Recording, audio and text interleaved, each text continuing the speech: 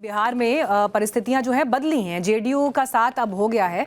चर्चाएं तो ये तक चल रही हैं कि नीतीश जी अब 2024 के लिए जो महागठबंधन बने उसका चेहरा हो। अगर आप बड़े गठबंधन का चेहरा बनेंगे और प्रधानमंत्री के सामने आप जो है मौजूद होंगे 2024 की लड़ाई के लिए, तो एक बड़े विजन, एक बड़ी पिक्चर की उम्मीद तो की जाएगी। क्या आपका गठबंधन ही, मैं एक हाइपोथेटिकल सा सवाल आपके सामने रख रही हूं, लेकिन क्या बड़ा दिल रखते हुए कि ठीक है प्रधानमंत्री ने अब अगर ये अपील की है तो अब राजनीतिक दल जो है वो बड़ा दिल रखते हुए आगे आए और इस पर बात करें। हालांकि आलोक जी तो कह रहे हैं कि ये पॉलिटिकल पार्टीज के पास भी इसका सोल्यूशन नहीं है, लेकिन क्या कोई उम्मीद की जा सकती है? देखिए, पहले तो आपकी इस बात का जवाब दे दूं कि नीतीश कुमार विपक्ष का चेहरा होंगे और मोदी जी के सामने खड़े होंगे। सबसे बड़ा जो धोखा भारत की जनता के साथ हो रहा है वो यही हो रहा है कि पर्सनालिटीज़ की लड़ाई जा रही है। हमारी जो व्यवस्था है वो संसदीय प्रणाली है, इसमें पार्टियां अपने एजेंडे पे, अपने मैनिफेस्टो पे इलेक्शन लड़ती हैं। कोई प्रेसिडेंशियल फॉर्म ऑफ गवर्नमेंट नहीं है कि मोदी वर्सेज नीतीश और नीतीश वर्सेज अदर्स होगा। बात कह रहे हैं, लेकिन आपको भी मालूम है कि नहीं, ये बहुत बड़ा चुनावी धोखा हो रहा है भारत की प्रजातंत्र के साथ, लोकतंत्र के साथ। इसको समझना होगा और कम से कम आप लोग जब डिबेट कराते हैं तो इस बात को समझिएगा। दूसरी बात ये कि प्रधानमंत्री ने एक घोषणा की है कि ऐसा होना चाहिए और फ्री की रेवड़ियां बांटने की बात कर रहे हैं। मुझे इस बात पर अपोज करना चाहता हूं कि फ्री की रेवड़ियां बोलने वाले वो कौन होते हैं, या हम और आप कौन होते हैं? क्या प्रधानमंत्री अपने जेब से कुछ दे रहे हैं? क्या कोई भी सरकार अपने जेब से दे रही है? ये पूरे भारत की, पूरे भारत की, मैं बता रहा हूं, बोलने दीजिए, आपने सबको समय दिया, बोलने दीजिए। सर सवाल तो पूछूंगी ना, लेकिन आपसे किसकी जेब से जा रहा है? मैं उसी का जवाब दे रहा हूं। ये पूरे भारत की जो संयुक्त पूंजी है उसमें से जा रहा है। और जो लोग इतने संवेदनहीन हो गए हैं कि जिनको ये बात समझ में नहीं आ रही है कि आज भारत की स्थिति ये है, लेटेस्ट रिपोर्ट के हिसाब से, कि 69% भारत $2 से कम की आमदनी पे दिन का गुजारा करता है। उसमें से भी 30% लोग ऐसे हैं जो $1.25 पे दिन भर का गुजारा करते हैं। और उसके बाद सिंह साहब कह रहे हैं कि आइडेंटिफाई करने की ज़रूरत है। आइडेंटिफाइड हैं 80 करोड़ से ज़्यादा लोग आपके पास। इस हालत में आप आइडेंटिफाई करने की बात करें, इसलिए आप लोग ये बात कर रहे हैं। मैं बहुत कटु बात कह रहा हूँ, इसलिए कि ज़्यादातर लोग जो चर्चा में परिचर्चा में आते हैं वो AC रूम से बाहर जा कर के चीज़ों को नहीं देखते। हम लोग चुनाव लड़ते हैं, गांव और घर में देखते हैं। मैं अपने पार्लियामेंट्री क्षेत्र की अगर बात करूं तो आप जाके देखिए, आज तक आप कह रहे हैं कि RO का टैप का पानी, सिंह जी बहुत अदब से मैं कह रहा हूं कि मैं लोटे से पानी निकाल करके पीने वाला व्यक्ति हूं और उसके बाद जनता की लड़ाई लड़ता हूं। और राजद, राष्ट्रीय जनता दल, लालू प्रसाद यादव और तेजस्वी यादव यही लड़ाई लड़ते हैं, इसलिए आज जनता हमारे साथ है।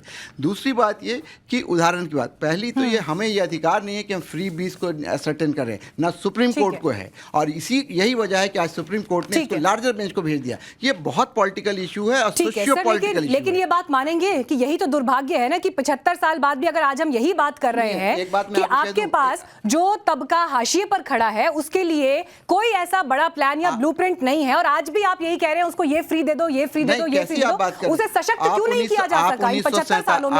इस सवाल का जवाब है आपके पास या नहीं? बिल्कुल है। 1947 का भारत और उसकी GDP और आज का भारत उसकी GDP, उस वक्त की जो हमारी संस्थाएं थी, हमारे पास जो संरचनाएं थी, हमारे पास जो इंफ्रास्ट्रक्चर था वो, और आज ये लोग भले कह सकते हैं कि 75 साल में कुछ नहीं हुआ है, लेकिन यहाँ से जो 164 करोड़ की आबादी का कोई फैक्टर आप कंसीडरेशन में रखेंगे नहीं रखेंगे? पॉपुलेशन का 1947 की आबादी और 2022 की आबादी का कोई आपको मतलब है या नहीं? सर मैं कंफ्यूज नहीं हूं, शायद आपको इसकी सही जानकारी नहीं है। बिल्कुल जानकारी, आप मुझसे 2 घंटे बाद आप 1947 और 2022 की तुलना कर रहे हैं प्रति व्यक्ति आय के आधार पर, और जनसंख्या को आप इग्नोर कर रहे हैं। ये कैसे हो सकता है? आपका सवाल क्या है प्रिसाइसली, आप क्या पूछना चाहते हैं? मेरा सवाल ये है कि क्यों आपके पास ब्लूप्रिंट नहीं है उस व्यक्ति के लिए जो हाशिए पर खड़ा है? ये ब्लूप्रिंट ही था के कामराज का कि जब अर्ली 80s में या लेट 70s में जब उन्होंने मिड डे मील शुरू किया था, इसलिए कि उनको अंदाजा हो गया था कि लोग भूखे मर रहे हैं, तो वो आज नेशनल प्रोग्राम है। ये विजन ही था। दूसरी बात सुन लीजिए, दूसरी बात, आप अपनी बात रख चुके हैं, इससे किसी को इनकार नहीं है। शिवम त्यागी, लेकिन बड़ी बात यह है कि जब तक पॉलिटिकल पार्टी साथ नहीं आएंगी इस पर बात करने के लिए, तो इस पर एक सहमति, एक कॉमन पॉइंट ऐसा कैसे बनेगा जहां से बदलाव की शुरुआत होगी? एक पार्टी जिसके पास सिर्फ एक ही राज्य है और उसको वही राज्य चलाना है और उसको प्रधानमंत्री आने वाले समय में अपनी पार्टी से देना है, वो कभी इस बात पर एग्री नहीं करेगा। और बड़ी शालीनता से कहना चाहता हूं कि हास्यास्पद वही राज है जिसने देश को दिशा दी है। आधा घंटा इसलिए थोड़ी ना सुना था आपको कि आप बीच में हम लोग हमेशा पछाड़ेंगे। ठीक है, कंप्लीट करिए। और आयरनी देखिए, और हास्यास्पद बात यह है कि गरीबी में पर व्यक्ति आय कितनी है उसको डॉलर और सेंट में बता रहे नेताजी। अब बिहार में डॉलर और सेंट अगर आप किसी को समझाने लगे, वो गरीब आदमी कहां से पॉलिसी में आती है? ये आपकी अज्ञानता है। मतलब आपके बगल में इकोनॉमिस्ट, आपके बगल में इकोनॉमिस्ट बैठे हुए हैं सर, वो इकोनॉमिक्स यहाँ पर बैठकर बता रहे हैं, जनता इकोनॉमिक्स नहीं है। किसमें आता है रिपोर्ट, किसमें आती है सर? पर्सनल टिप्पणियां नहीं, प्लीज 1 to 1 करेंगे, जानकारी नहीं है। एक एक करके। अरे पूरे देश को नहीं आता भाई, डॉलर समझ में नहीं आता, पूरे देश को समझ में नहीं आता। आम जनता को अभी चले आपको लेके कैमरा लेके, आप लोगों को मैंने लड़के टाइम क्यों किल करना चाहते हैं? मैं सिर्फ अपनी बात रखना चाहता हूँ, ये बाद में खूब गालियां देने कोई परेशानी नहीं। सर प्लीज एक एक करके, आपकी बात पूरी हो गई डॉलर नहीं समझ में आता है। Sir please. बिहार किसने कहा डॉलर किसे समझ में आता है नहीं आता है, ये मुद्दा नहीं है। मुद्दा ये है कि फ्री पॉलिटिक्स पर बात करने के लिए क्या पॉलिटिकल पार्टीज तैयार है? प्लीज सर, प्लीज सर, ठीक है सर। मैंने माना डायरिया एक कॉमन चीज है, लेकिन वर्बल डायरिया इतना भी नहीं होना चाहिए कि 30 सेकंड में ना सुन पाओ दूसरे को। तो सुन लीजिए प्लीज एक एक करके। आपकी बारी में कोई दूसरा व्यक्ति नहीं बोला। दूसरी बात, इन्होंने कहा कि लालू जी ने जिस तरीके से लड़ाई लड़ी इस देश के लिए, इस देश के गरीबों के लिए, मैं तो कहता हूं बहुत शानदार लड़ाई लड़ी। 90s में जिस आदमी ने 900 करोड़ का घोटाला कर लिया, जिसको मैं आज की वैल्यू के हिसाब से कैलकुलेट करूं तो करीब 7600 करोड़ का घोटाला होता है, बहुत शानदार सेवा करी आपने सर। भूरा बाल साफ करो करके बिहार में किस तरीके से सामाजिक ताने बाने को तोड़ दिया आपने, बहुत शानदार आपने तारीफ करी है उसकी। अब आगे आता हूं।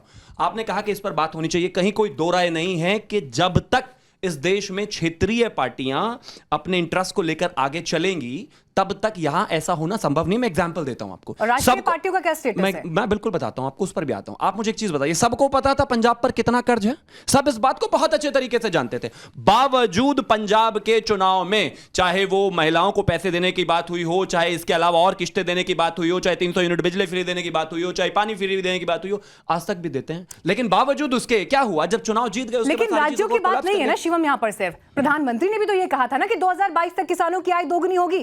हो क्या रहा है? किसान सम्मान निधि देनी पड़ रही है। बिल्कुल, किसान होना सम्मान नहीं चाहिए था ना। किसान सम्मान निधि इसीलिए बात है। किसान सम्मान निधि इसलिए देनी पड़ रही है क्योंकि किसान के हालात जिस तरीके से पूरे 50-60 सालों में रहे वो बेइंतहा खराब रहे। और दूसरी चीज, हम उस देश में हैं, हम उस देश में हैं जहां प्रधानमंत्री खुद खड़े होकर कहते थे कि नीचे तक सिर्फ 15 ही पैसे जाते हैं, 85 जो है आज भी नहीं पहुंच पाते। कम से कम उस सिस्टम से लड़के चीजों को बेहतर तो कर रहे हैं। आज डायरेक्ट बेनिफिट ट्रांसफर्स की बात तो कर रहे हैं। आज कम से कम इस देश के प्रधानमंत्री इस बात को कहने की हिम्मत तो रखते हैं कि सुनिए चीजें हमें बेहतर करनी पड़ेगी कहीं ना कहीं। जिस तरीके से फ्रीबीज, और आप फ्रीबीज में लास्ट में एक चीज और कहना चाहता हूं आम आदमी पार्टी पर, ये पिछले 4 साल से विधानसभा में सीएजी रिपोर्ट टेबल नहीं हुई है अभी तक। 4 साल से जिस जल बोर्ड की ये बात करते हैं, 2013 से पहले वो 700 करोड़ के प्रॉफिट में था, आज ये 56-57 हजार करोड़ का लोन लेकर बैठे हुए और उसका बैलेंस शीट नहीं दिया। सीएजी 22 चिट्ठियां दिल्ली सरकार को लिख चुका है कि आकर हमें बता दीजिए कैसे क्या होगा।